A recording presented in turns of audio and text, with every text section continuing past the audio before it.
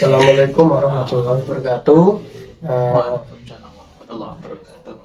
Perkenalkan, nama saya Muhammad Hilman Lukman dari Prodi SPI. Di sini saya akan melakukan wawancara guna memenuhi tugas dari tulisnya, yaitu tentang ilmu politik, politik Islam.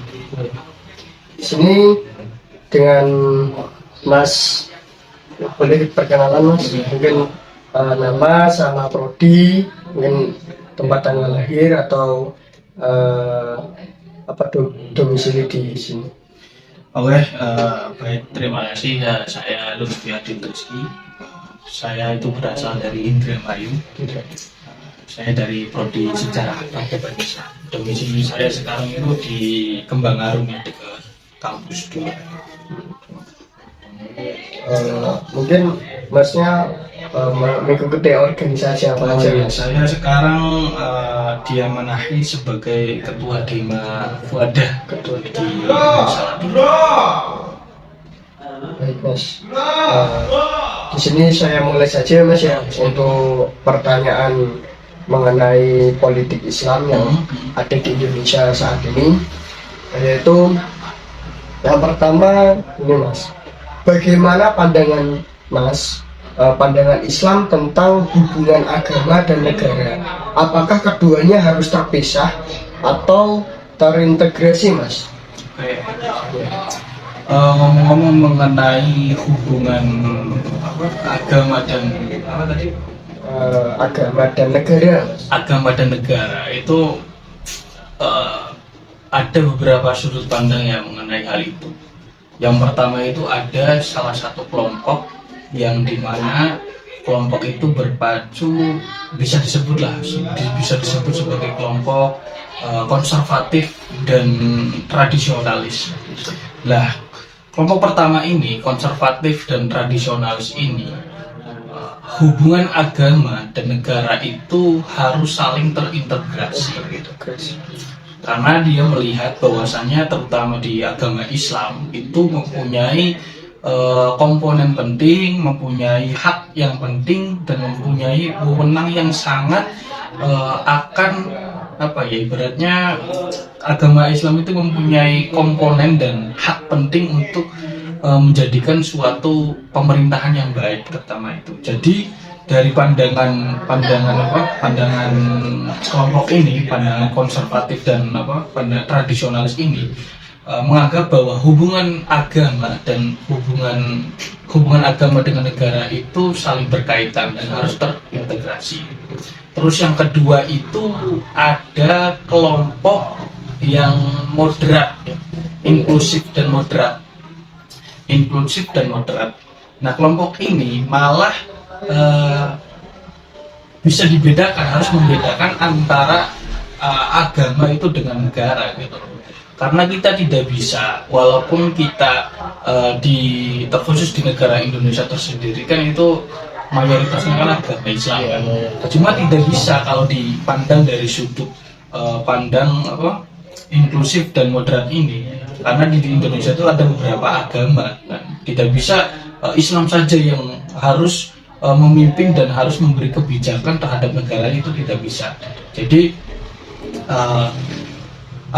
pemikiran inklusif dan moderat ini itu berpacu pada moderasi beragama itu. Bahwasanya kita di Indonesia itu ya ada beberapa perbedaan agama, jadi tidak bisa diambil dari kebijakan pemerintah itu tidak bisa diambil dari salah satu sudut pandang satu agama saja, harus keseluruhan.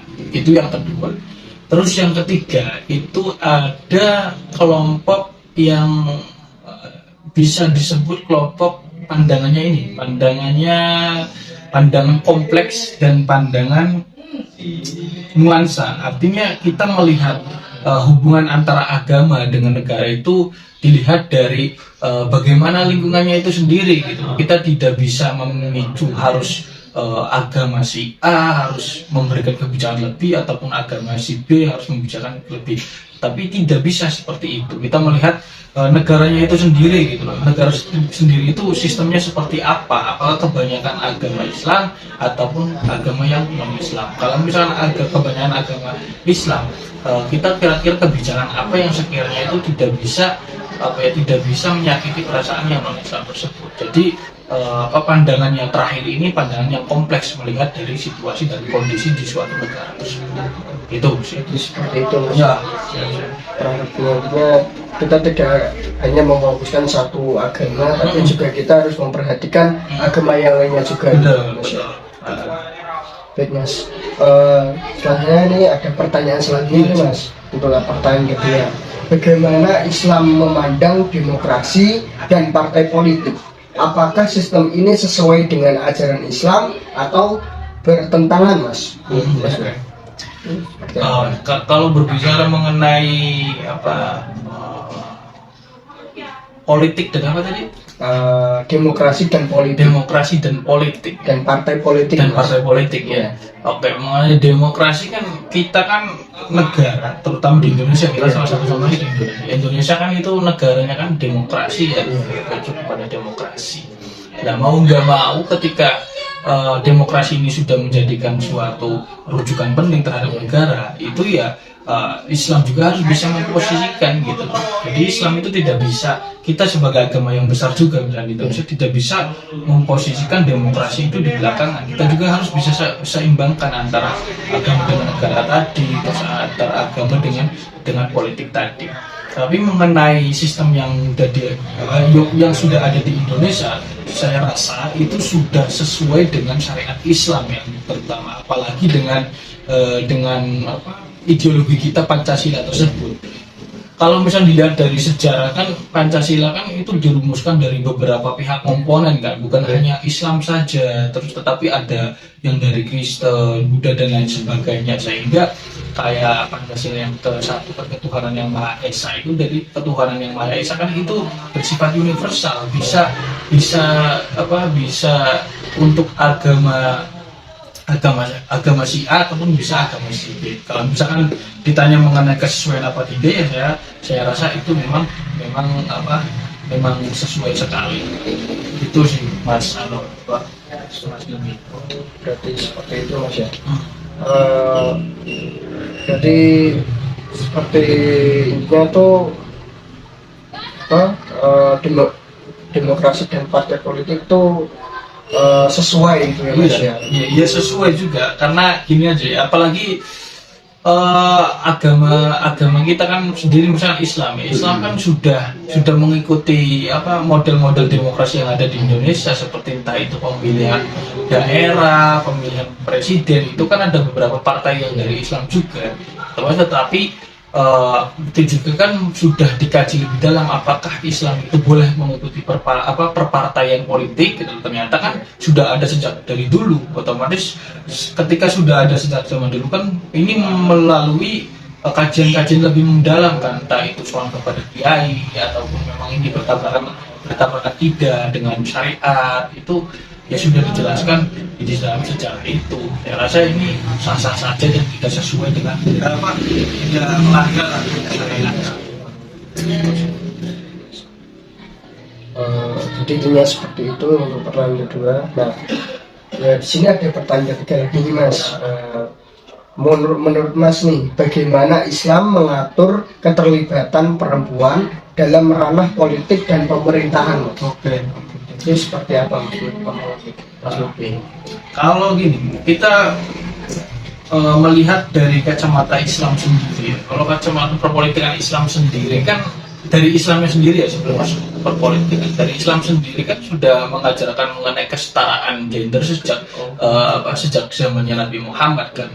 Dulu sebelum zaman jahiliyah kan memang perempuan itu dianggap sebuah aib. Ketika ada seorang perempuan itu melahirkan bayi perempuan itu langsung dibunuh, terus perempuan itu hanya sebagai objek pemuas nafsu misalnya. Itu kan sudah diganti sejak ketika kehadiran Nabi Muhammad itu muncul kan, sehingga kesetaraan gender itu sudah ada ketika ajaran Nabi Muhammad. Nah, lambat laun sejarah itu berjalan, akhirnya menurun aja Nabi Muhammad itu sampai sekarang, sampai di dalam perpolitikan Islam juga ya. Karena di dalam perpolitikan Islam, saya rasa gini, Islam sudah mengajarkan dengan kesetaraan antara hak dan kewajiban, antara berprosesnya laki-laki dengan berprosesnya perempuan itu harus bisa dibebaskan gitu. Jadi sah-sah saja ketika misalkan perempuan itu masuk ke dalam ranah politik. Apalagi sekarang di Indonesia, saya rasa ada juga salah satu presiden kita di Indonesia kan salah satunya ada dari wanita juga. Beliau juga ya dari agama Islam sendiri kan, otomatis ya Islam sudah mengajarkan ataupun sudah menyetarakan keperempuanan itu sendiri. Jadi politik Islam itu sudah memerankan perempuan itu di dalam ranah demokrasi maupun di dalam ranah ketenagaan ataupun di dalam kenegaraan. Itu sih Mas ya. Ya. Berarti ya untuk keterlibatan perempuan dalam ranah politik juga kita ya oke saja gitu ya. Soalnya dari Indonesia pun kita sudah melakukan seperti itu. Dan Islam pun ya juga oke saja. Gitu. Iya sudah banyak sekali lah. Contoh-contoh kayak calon-calon atau pemimpin perempuan kan sudah banyak sekali. Iya banyak sekali. Itu tidak melanggar syariat Islam ya oke saja sih, nggak masalah.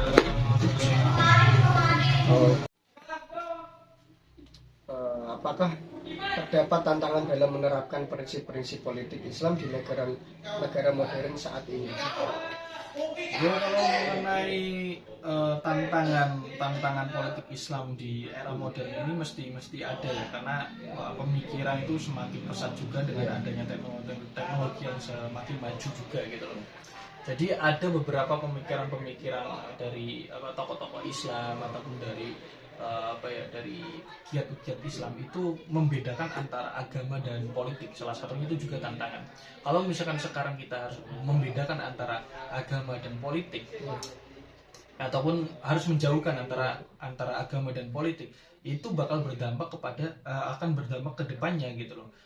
Seharusnya agama itu harus bisa menyeimbangkan dengan kesetaraan sekarang gitu, apalagi dengan sistem demokrasi yang ada di negara kita kan. Ketika berbicara demokrasi kan otomatis tidak lepas dengan partai politik, terus perpolitikan itu tidak lepas dengan itu. Makanya agama itu berperan penting juga untuk menyetarakan tersebut gitu, sehingga kebijakan-kebijakan yang dilontarkan ataupun dikeluarkan oleh pemerintah itu tidak merugikan oleh masyarakat. Karena kebijakan-kebijakan pemerintah ini jangkanya itu jangka panjang untuk kemaslahatan masyarakat, untuk kemaslahatan kemaslahatan suatu wilayah, untuk kemaslahatan negara kita gitu loh. Kalau misalnya kita tidak menyeimbangkan antara agama dan politik, itu maka ya itu kebijakan-kebijakan akan merugikan kita sendiri, terkhusus warga negara yang mempunyai agama gitu. Memang ada perbedaan antara agama dengan politik ya hanya politik, agama ya agama, tetapi politik dan politik atau agama dan politik itu harus bersinggungan gitu. Harus ada campur tangan juga gitu loh. Sebagai kita yang beragama harus campur tangan juga gitu. Supaya apa? Ya supaya menjadikan negara yang sejahtera, menjadikan negara yang ukhuwah, menjadikan negara yang wasatiyah gitu loh. Karena dilihat dari tadi seperti dijelaskan mengenai Pancasila kan salah satunya itu komponen-komponen pentingnya kan dari beberapa tokoh-tokoh agama gitu. Sehingga terjadilah itu Pancasila, dan sampai sekarang Pancasila dijadikan sebagai ideologi, tidak ada perubahan dari itu. Dan Pancasila itu ya menjadikan kita bersatu gitu sih. Seperti itu Mas ya. Jadi ya harus menerapkan prinsip-prinsip politik Islam di negara modern saat ini juga sangat penting Mas ya. Berarti ya kita harus gimana caranya itu kita mengikuti perkembangan zaman juga, supaya mungkin Islam bisa berkembang juga dan bisa berkesinambungan dalam ranah politik yang ada di Indonesia ini gitu Mas ya.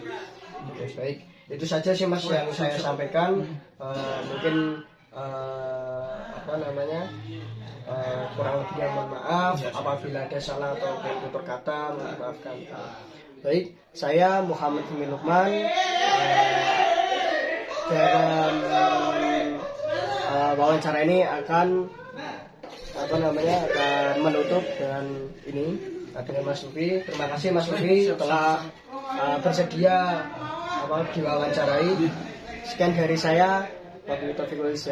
Wassalamualaikum warahmatullahi wabarakatuh. Waalaikumsalam.